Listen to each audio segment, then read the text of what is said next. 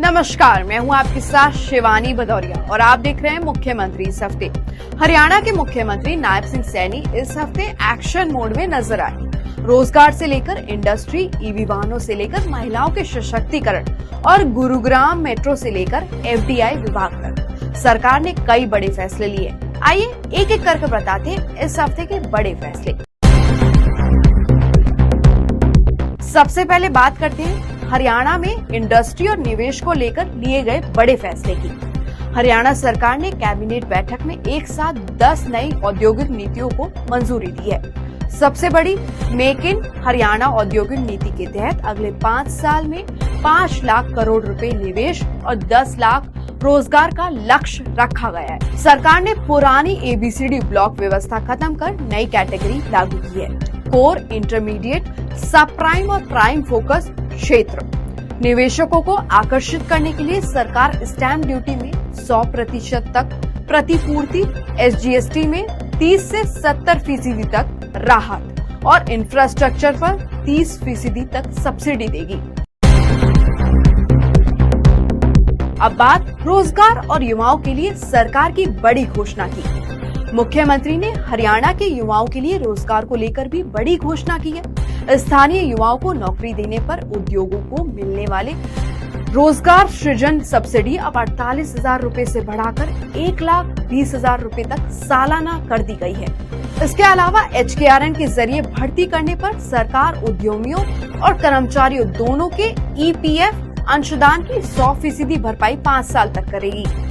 नई नीतियों में AI, IT, digital infrastructure, semiconductor, green energy, e-waste, recycling, खिलौना और एग्रो बिजनेस पर विशेष फोकस रहेगा। PGT भर्ती को लेकर भी मुख्यमंत्री ने युवाओं को राहत दी है। BCA, BCB वर्ग के जिन उम्मीदवारों के फॉर्म नॉन क्रीमी लेयर नियमों में बदलाव के कारण रद्द होने की आशंका थी, अब उनके आवेदन रद्द नहीं होंगे। सरकार ने साफ किया है 2021 की नोटिफिकेशन के आधार पर पात्र उम्मीदवारों को ही मान्यता दी जाएगी। ये मामला 2024 में निकली 3059 पदों की PGT भर्ती से जुड़ा हुआ है। इलेक्ट्रिक वाहन खरीदने वाले के लिए सरकार बड़ी तैयारी कर रही है। मुख्यमंत्री ने संकेत दिया कि हरियाणा में भी चंडीगढ़ और दिल्ली की तर्ज पर EV वाहनों को 100% टैक्स फ्री किया जा सकता है। अगर ये फैसला लागू होता है तो हरियाणा में इलेक्ट्रिक वाहन खरीदना काफी सस्ता हो जाएगा। ग्रामीण महिलाओं और स्वयं सहायता समूह को आर्थिक रूप से मजबूत करने के लिए सरकार ने नया फैसला लिया है। अब स्वयं सहायता समूह डेयरी फार्मिंग के लिए 500 वर्ग गज तक पंचायत की जमीन 5 साल के लिए पट्टे पर ले सकेंगे। काम संतोषजनक होने पर पट्टा 3 साल और बढ़ाया जा सकेगा। हालांकि इसके लिए उपायुक्त की मंजूरी जरूरी होगी। सरकार ने गुरुग्राम मेट्रो परियोजना की बढ़ी हुई लागत को भी मंजूरी दी है। मिलेनियम सिटी सेंटर से साइबर सिटी तक बनने वाले मेट्रो कॉरिडोर की लागत अब 7,088 करोड़ रुपए से ज्यादा होगी। इस परियोजना के लिए अब यूरोपियन इन्वेस्टमेंट बैंक की जगह विश्व बैंक से वित्तीय सहायता ली जाएगी। साथ ही हिसार एयरपोर्ट से जुड़े इंडस्ट्रियल कॉरिडोर प्रोजेक्ट में 132 करोड़ रुपए की स्टैंप ड्यूटी छूट को भी मंजूरी दी गई है।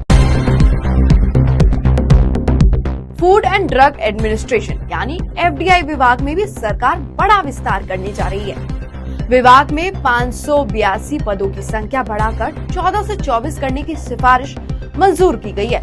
सरकार का कहना है कि इससे दवा निर्माण इकाइयों, मेडिकल स्टोर्स और फूड बिजनेस ऑपरेटर्स की निगरानी और मजबूत होगी।